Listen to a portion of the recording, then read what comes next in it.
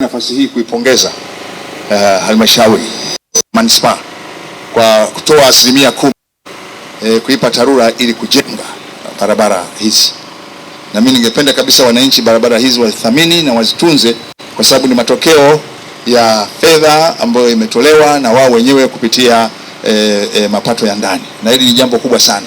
Lazima tuanze kuona kwamba jukumu la ujenzi wa barabara TARURA tumempa kazi ya kusimamia, lakini jukumu bado ni la sisi wenyewe pia kushiriki katika kujenga hizi barabara. Na barabara hii ni muhimu. Maisha yangu sehemu kubwa yamekuwa Dar es Salaam kama mwanafunzi, mhadhiri, mpaka kufika ndio kupata na njia tukipita kwenda Makongo. Na mimi nilikuwa na kiwanja Makongo, lakini nilipoenda kusoma nje sikuwa mwangalifu. Niliporudi nikakuta kimejengwa, nikaona tuelewane tuachane. Kwa hiyo barabara hii nimeona kabisa umoja za wanafunzi wa vyuo vyetu vikuu vya elimu ya juu vinne vilivyoko hapa: chuo kikuu cha Dar es Salaam, chuo kikuu cha ardhi, chuo cha na chuo cha rasilimali maji.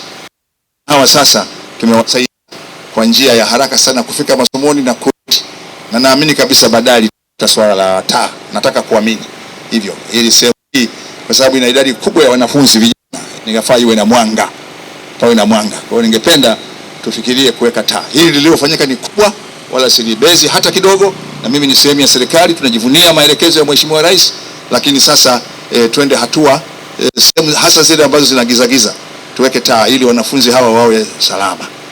Mimi nikushukuru sana mkuu wa barabara hii toka ikiwa njia wala haijawa barabara njia. Tukipita kwa mguu kuja Makongo, eneo hilo alikuwa anaishi na shamba marehemu Dr.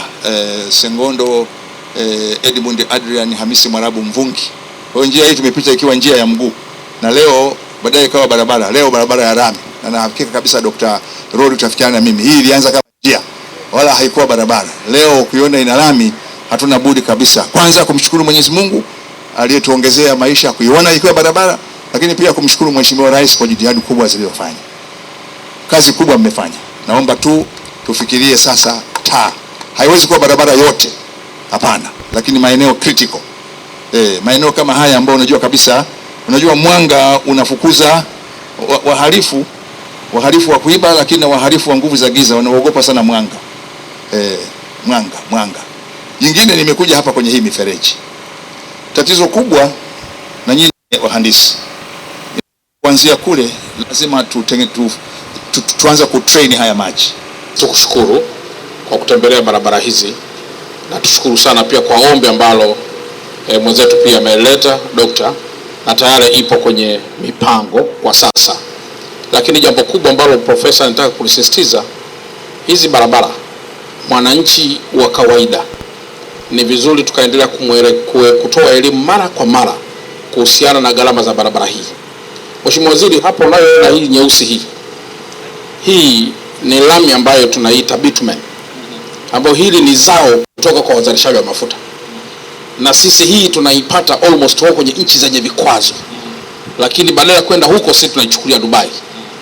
Na hii bitumen moja, pipa moja lile wala haliwezi kwenda sana, unakuta hii nayo ni gharama. Lakini hiki unachokiona cha mara pili hapa, hizi ni kokoto ambazo ni aggregate, tunaichukua Msata kuileta hapa.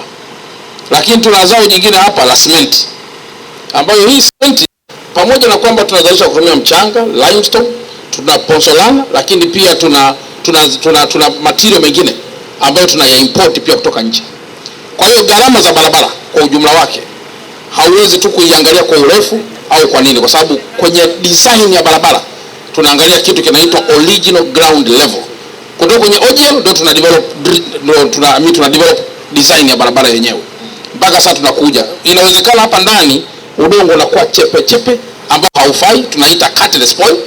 Alafu inawezekana paka panahitaji grade ya udongo, let's say G5, G7, G15, inategemea na nature. Sasa yote inakuelekeza vifusi vya kuleta kuja capacity hapa mpaka kuja kwenye C1, kwa mpaka kuja sasa kwenye hiyo nyingine, mpaka unakuja kwenye primer na mpaka unapiga lami. Kwa hiyo sio mchezo kwenye barabara hata kilomita moja. Na ndio maana ukuta hapa kilomita 1.7 imekwenda almost 1.something billion. Lakini haiwezi kufanana kwa sababu ya kinachoitwa original ground level. kila barabara inakuwa na design yake na inakuwa na mahitaji yake, mitaro pamoja na vitu vinginevyo. Kwa hiyo haya mahitaji ambayo yametolewa tutaendelea kuya-incorporate kwenye ndani zetu ili angalau mambo yaweze kwenda vizuri, lakini specifically kabisa kwenye barabara ambayo imeizungumza ipo sasa hivi kwenye utekelezaji. Barabara ya Kizota yenye urefu wa kilomita 1.07 inayojengwa kwa kiwango cha lami. Gharama ya mradi ni bilioni 1,032,306,669.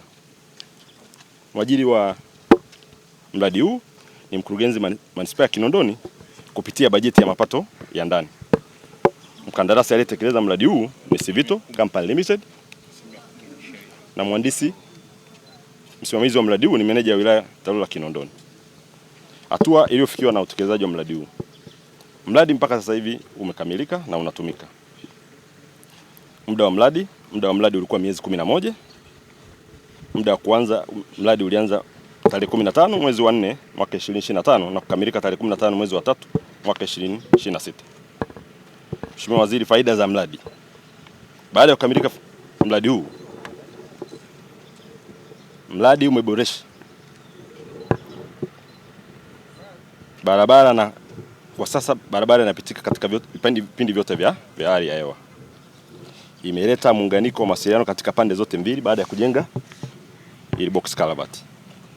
Na imepunguza mafuriko yalikuwa yanakumba barabara hiyo kwa kujenga mitaro ya maji. Imeongeza thamani ya ardhi katika maeneo yanayozunguka mradi. Imeongeza usalama wa barabarani kwa watumiaji wa barabara kwa kuwa alama za barabarani zimewekwa. Mheshimiwa Waziri, changamoto na namna tulivyotatua. Changamoto ya kwanza ilikuwa ni uwepo wa miundombinu ya DAWASA na TANESCO ambao tuliwasiliana na mamlaka husika na kutatua changamoto hizo. Ni mabadiliko makubwa sana. Kwa kweli tunawashukuru sana. Barabara inapaisha thamani ya mahali. Lakini kwa kuwa tumezungukwa na vyuo vikuu pia inatusaidia vijana wetu wawe na amani, wengine wanapangisha mpaka huko. Ngwe ndogo kutoka sekondari yetu ya Changanyikeni na primary school inaunganishwa na White Lake na kwenda Makongo. Ni padogo sana mheshimiwa, lakini urefu ni Lusiani, nisaidie, ni urefu gani ile barabara ya White Lake? Kilomita 1.6. Mwenyekiti, Mheshimiwa Waziri na uongozi mzima wa serikali, tunaomba ile ngwe ikamilike, itatusaidia. Tulishaahidiwa kwamba itamalizwa, lakini imechukua muda kidogo. Asante sana.